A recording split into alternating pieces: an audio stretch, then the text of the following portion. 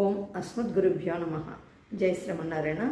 ప్రజ్ఞలో భాగంగా మనం కొన్ని శ్లోకాలు నేర్పిస్తున్నాం కదండి. ఇది పిల్లలకే కదండి, పెద్దలకు కూడా అందరికీ ఉపయోగపడేవే.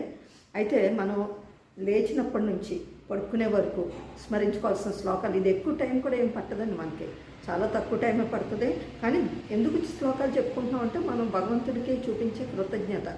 మనం భగవంతుడికి కృతజ్ఞత చూపించాలి కదా. మనకి ఎన్నో వస్తున్నాయి, ఇవన్నీ కదా, పంచభూతాల నుంచి మనం ఎంతో లబ్ధి పొందుతున్నాం.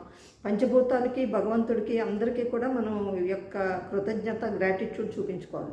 కాబట్టి మనం ప్రొద్దుటే లేవగానే స్మరించుకోవాల్సినవి 3 ఉన్నాయి శ్లోకాలు. అవి ఏంటంటే, లేవగానే, నిద్రమంచం నుంచి లేవగానే, ఇక్కడేమీ మనకు నియమాలు ఏమీ లేవు. బ్రష్ చేసుకోవాలని లేదు, స్నానం చేయాలని లేదు, డైరెక్ట్గా చెప్పుకోవాల్సిన శ్లోకాలు. ముందు హరే రామ రామ రామ హరే హరే, హరే కృష్ణ కృష్ణ కృష్ణ హరే హరే. ఇది ఒక 2 సార్లు చదవచ్చు.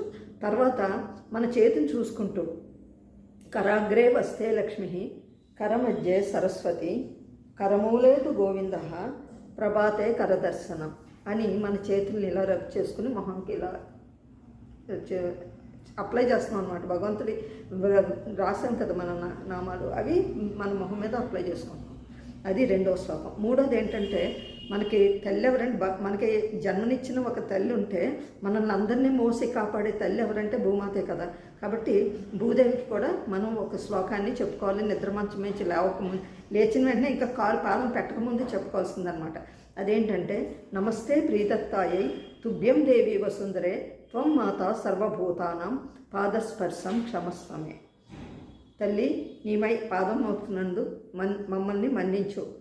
మాకు నువ్వు ఆధారమై మమ్మల్ని నడిపిస్తున్నావు, కాబట్టి మీకు ఎంతో కృతజ్ఞతలు అని భూదేవి తల్లికి మనం నమస్కారం చేసుకుంటున్నాం అన్నమాట.